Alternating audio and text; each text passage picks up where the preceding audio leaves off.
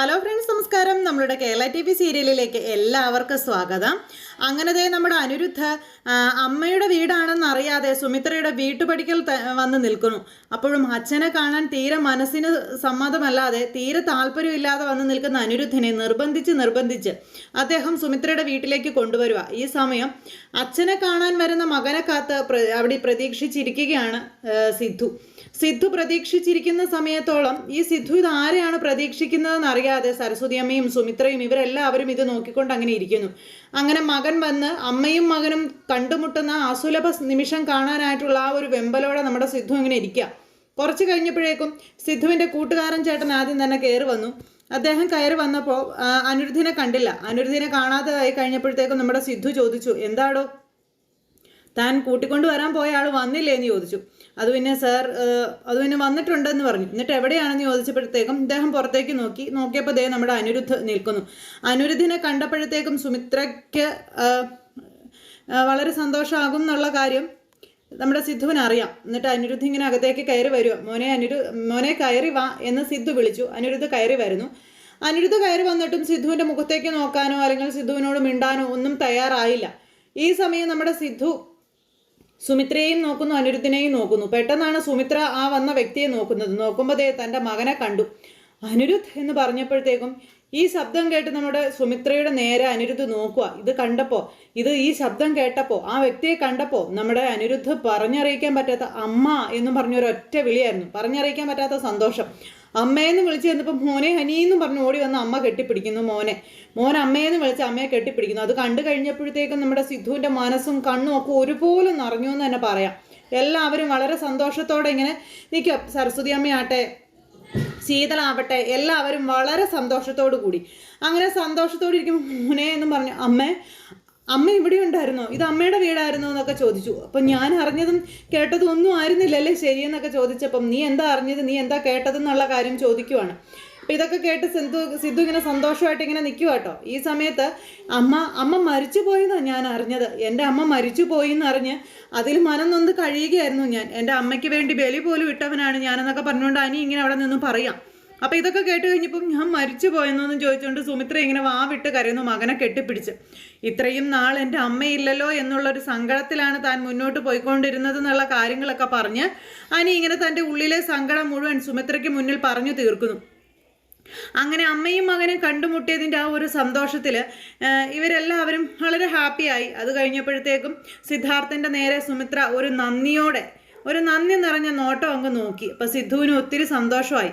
അപ്പോൾ നിൻ്റെ അമ്മയെ കാണിച്ചു തരാൻ വേണ്ടിയിട്ടാണ് നിന്നോട് ഇങ്ങോട്ട് വരാനായിട്ട് ഞാൻ പറഞ്ഞതെന്നും നിങ്ങൾക്കൊന്നും ഒരിക്കലും അച്ഛനെ സ്നേഹിക്കാൻ കഴിയില്ലെന്നും അച്ഛനെ അംഗീകരിക്കാൻ കഴിയില്ലെന്നും അച്ഛൻ അറിയാം. അത് അറിഞ്ഞുകൊണ്ട് തന്നെയാണ് അച്ഛൻ അമ്മയുടെ വീട്ടിലേക്ക് നിന്നെ വിളിച്ചു വരുത്തിയതെന്ന് പറഞ്ഞു. ഇനിയും നീയും നിൻ്റെ അമ്മയും ഒന്നും അകന്നു കഴിയേണ്ടവരല്ല, ഒന്നിക്കേണ്ടവർ തന്നെയാണെന്നുള്ള ബോധ്യമുള്ളത് കൊണ്ടാണ് അച്ഛൻ അങ്ങനെ ചെയ്തതെന്ന് പറയാം. അങ്ങനെ ഈ കാര്യങ്ങളെല്ലാം സംസാരിച്ചുകൊണ്ടിരിക്കുമ്പോഴത്തേക്കും സരസ്വതി അമ്മയ്ക്കും വളരെ സന്തോഷമായി. ഇവരെല്ലാവരും ഈ കാര്യമൊക്കെ സംസാരിക്കുന്ന കൂട്ടത്തിൽ എന്നാലും എൻ്റെ അമ്മ ജീവനോടെ ഇരുന്നിട്ടും എൻ്റെ അമ്മ മരിച്ചു പോയി എന്നാണ് ഞാൻ അറിഞ്ഞത്, എന്നോട് പറഞ്ഞത് എന്നൊക്കെയുള്ള കാര്യങ്ങൾ ഇങ്ങനെ പറയണു. അപ്പം അത് കേട്ട് കഴിഞ്ഞപ്പോൾ ശീതൾ ചോദിച്ചു, ആരാ ഏട്ടനോട് പറഞ്ഞത് അമ്മ മരിച്ചു പോയെന്ന്? എന്നോട് പറഞ്ഞത് ദീപുവങ്കിളാണെന്ന് പറഞ്ഞു. ദീപുവങ്കിളാണെന്ന് കേട്ടപ്പോഴത്തേക്ക് നമ്മുടെ സുമിത്രയും സരസ്വതി അമ്മയും സിദ്ധുവും എല്ലാവരും ഞെട്ടി എന്ന് പറഞ്ഞാൽ ഒരിക്കലും ആർക്കും വിശ്വസിക്കാൻ പറ്റാത്തൊരു കാര്യം. അങ്ങനെയൊക്കെ അവൻ അങ്ങനെ പറഞ്ഞു എന്ന് സരസ്വതി അമ്മ ചോദിച്ചു. എന്നാലും അവനെന്തിനായിരിക്കും അങ്ങനെ പറഞ്ഞത്? അപ്പൊ സുമിത്ര ചോദിച്ചു, ദീപു ആണോ മോനോട് അങ്ങനെ പറഞ്ഞതെന്ന് ചോദിച്ചപ്പം അതെ, ദീപുവങ്കിളാണ് എന്നോട് പറഞ്ഞത്. ഞാൻ അവിടെ വിദേശത്തായിരുന്നപ്പോഴും ദീപുവങ്കിളിനെ വിളിക്കുമായിരുന്നു, ദീപുവങ്കിളുമായിട്ട് സംസാരിക്കുമായിരുന്നു. അന്ന് തൊട്ട് ഇന്ന് വരെ അമ്മ മരണപ്പെട്ടു എന്നാണ് ദീപുവങ്കിൾ എന്നോട് പറഞ്ഞിട്ടുള്ളത്. അതുകൊണ്ടാണ് എൻ്റെ അമ്മയെക്കുറിച്ച് കൂടുതലൊന്നും ഞാൻ അന്വേഷിക്കാതിരുന്നതും എൻ്റെ അമ്മയ്ക്ക് വേണ്ടി ഞാൻ ബലിയിട്ടതും തുടങ്ങിയ കാര്യങ്ങളൊക്കെ ഇങ്ങനെ പറഞ്ഞു. അപ്പം അതൊക്കെ കേട്ട് സുമിത്ര ഇങ്ങനെ ഞെട്ടിപ്പോയിട്ടോ. താൻ തൻ്റെ ജീവന്റെ പാതിയായി കണ്ട അല്ലെങ്കിൽ ജീവനായി കണ്ട തൻ്റെ കുഞ്ഞനുജൻ താൻ മരിച്ചു പോയിന്ന് തൻ്റെ മകനോട് കള്ളം പറഞ്ഞിരിക്കുന്നു. എന്നാലും ദീപു എന്തിനായിരിക്കും അങ്ങനെ പറഞ്ഞത്? ദീപുവിന് അങ്ങനെ ഒരു കള്ളം പറഞ്ഞത് കൊണ്ട് എന്ത് നേട്ടം ഉണ്ടാകാനാണെന്ന് സുമിത്ര അന്നേരം ചിന്തിക്കുക. അപ്പോൾ ദീപു ഒരിക്കലും അങ്ങനെ പറയില്ല എന്ന് മനസ്സിൽ ഉറപ്പിക്കാനും സുമിത്രയ്ക്ക് കഴിയുന്നില്ല. സ്വന്തം കുഞ്ഞാണ് മുന്നിൽ വന്ന് നിന്ന് പറയുന്നത് ദീപുവാണ് ഇത് പറഞ്ഞതെന്ന്. അത് കേട്ട് എല്ലാവരും ഞെട്ടിയിരിക്കുക. അപ്പോഴേക്ക് സരസ്വതിയമ്മ പറഞ്ഞു, അല്ലെങ്കിലും ദീപുവിൻ്റെ കാട്ടായത്തിലേക്ക് എന്തൊക്കെയോ കള്ളത്തരങ്ങൾ ഉള്ളതായിട്ട് എനിക്ക് നേരത്തെയും തോന്നിയിട്ടുണ്ട്. ദീപു എന്തൊക്കെയോ കള്ളത്തരങ്ങൾ ഒപ്പിക്കുന്നുണ്ട്. അതുകൊണ്ട് തന്നെയാണ് ദീപു അങ്ങനെയൊക്കെ പറഞ്ഞത്. അങ്ങനെ എന്തൊക്കെയോ നമ്മൾ അറിയാത്ത രഹസ്യങ്ങൾ ദീപ് ഉണ്ടാക്കുന്നുണ്ടെന്നൊക്കെ ഇങ്ങനെ പറഞ്ഞു. അപ്പോഴെന്തായാലും എല്ലാം പോയല്ലോ, എല്ലാം കഴിഞ്ഞല്ലോ, അമ്മയും മോനും തമ്മിൽ ഒന്നിച്ചല്ലോ, അത് വളരെ സന്തോഷമുള്ള കാര്യമല്ലേ എന്ന് സിദ്ധു അന്നേരം പറയാം. അപ്പോഴും സുമിത്ര ഇങ്ങനെ സിദ്ധുവിനെ ഒരു നന്ദിയോടുകൂടി ഇങ്ങനെ നോക്കുന്നു. അങ്ങനെ അമ്മയെ കണ്ട ആ ഒരു സന്തോഷത്തിൽ ഇനി ആരെന്തു പറഞ്ഞാലും എൻ്റെ അമ്മയെ എനിക്ക് ജീവനോടെ, എൻ്റെ അമ്മയെ എനിക്ക് കിട്ടിയല്ലോ, എനിക്കിനി ആരെയും പേടിക്കേണ്ട കാര്യമില്ല, എനിക്ക് ആരോടും ഒരു ഇതും ചോദിക്കേണ്ട കാര്യമില്ല എന്നൊക്കെ പറഞ്ഞ് അനിരുദ്ധ് ഇങ്ങനെ സുമിത്രയെ നെഞ്ചോട് ചേർക്കുന്നു. അങ്ങനെ എല്ലാ പ്രതിസന്ധികളും തരണം ചെയ്തുകൊണ്ട് നമ്മുടെ സുമിത്രയും അനിരുദ്ധും ഒന്നിക്കുമ്പോൾ തൻ്റെ ജീവിതത്തിൽ ഇത്രയും നാളും കളിച്ച വില്ലൻ ദീപുവാണെന്ന് സുമിത്രയും അനിരുദ്ധും തിരിച്ചറിയുന്നു. അതിനൊരു നിമിത്തമായി നമ്മുടെ സിദ്ധു വരേണ്ടി വന്നു. സിദ്ധുവിൻ്റെ ആ ഒരു ഇടപെടൽ കൊണ്ടാണ് അമ്മയും മകനും തമ്മിൽ ഒന്നിക്കാനുള്ള എല്ലാ സാഹചര്യങ്ങളും ഉണ്ടായത്.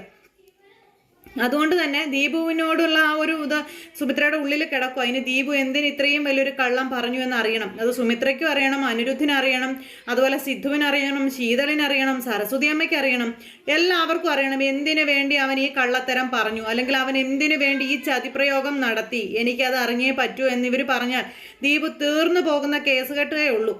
അങ്ങനെ എന്തായാലും അമ്മയും മകനും ഒന്നിച്ചതിൻ്റെ സന്തോഷത്തിൽ പിന്നെ അവിടെ അവർ തമ്മിലുള്ള സ്നേഹ സംഭാഷണങ്ങളും ഒരുമിച്ചിരുന്നുള്ള ഭക്ഷണം കഴിപ്പും കാര്യങ്ങളും ഒക്കെ, പിന്നെ ഇവർ താമസിക്കുന്ന സ്ഥലത്ത്, അതായത് നമ്മുടെ അനിരുദ്ധിൻ്റെ അമ്മായിയമ്മയുടെ വീടുണ്ടല്ലോ, അവിടെ അവർ പറഞ്ഞ കാര്യങ്ങളൊക്കെ നമ്മുടെ അനിരുദ്ധ് ഇങ്ങനെ മനസ്സിൽ ആലോചിക്കുക. പക്ഷേ അനന്യ ഇത് പറഞ്ഞു എന്ന് ഒരിക്കലും ദീപു ഈ കാര്യങ്ങൾ ഇവിടെ പറയാൻ പറ്റില്ല, ദീപുവിൻ്റെ പേരിലേ പറയാൻ പറ്റുള്ളൂ. അനന്യ ഒരു പക്ഷേ ഇത് അറിയാതെ പറയുന്നതാണോ എന്ന് അനിരുദ്ധ് അന്നേരം ചിന്തിച്ചു. അനന്യയ്ക്കും അറിയില്ല എന്നുള്ള ഒരു ഇതിൽ നമ്മുടെ അനിരുദ്ധ് ഇരിക്കാം. അപ്പം ഈ ഒരു സന്തോഷം അനന്യയോടും ചെന്ന് പറയണം, അനന്യയും അറിയണം സുമിത്ര ജീവനോടെ ഉണ്ട് എന്നുള്ളൊരു സത്യം.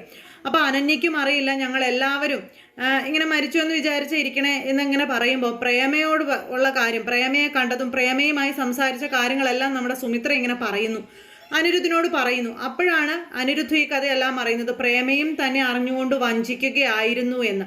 അങ്ങനെ വഞ്ചിച്ചവരുടെ കൂട്ടത്തിൽ ഇനി അനന്യ ഉണ്ടോ എന്ന് ഒരു നിമിഷത്തേക്കെങ്കിലും അനിരുദ്ധ് ചിന്തിക്കാതിരിക്കില്ല. ഇനി അങ്ങോട്ട് വരാൻ പോകുന്നത് കള്ളക്കളികൾ മുഴുവൻ പൊളിച്ചെടുക്കലും, അതുപോലെ ശത്രുക്കൾ എന്തിനു വേണ്ടി തന്നെയും തൻ്റെ അമ്മയെയും ഇവിടെ നിന്ന് അകറ്റി, അല്ലെങ്കിൽ തമ്മിൽ അകറ്റി കാണാതെ നിർത്തി, അതിനൊക്കെയുള്ള ഉത്തരങ്ങൾ തേടിയുള്ള അമ്മയുടെയും മകൻ്റെയും ആ ഒരു വലിയ യാത്ര തന്നെയാണ്. അപ്പം എല്ലാവരും കാത്തിരുന്ന് കാണണം, ആരും തന്നെ മിസ് ചെയ്ത് കളയരുത്. അനിരുദ്ധിനെ കണ്ടുപിടിച്ചത് കൊണ്ട് സുമിത്ര എന്തായാലും തൽക്കാലം സിദ്ധുവിനെ ഇറക്കി വിടാനുള്ള യാതൊരു ചാൻസും കാണുന്നില്ല.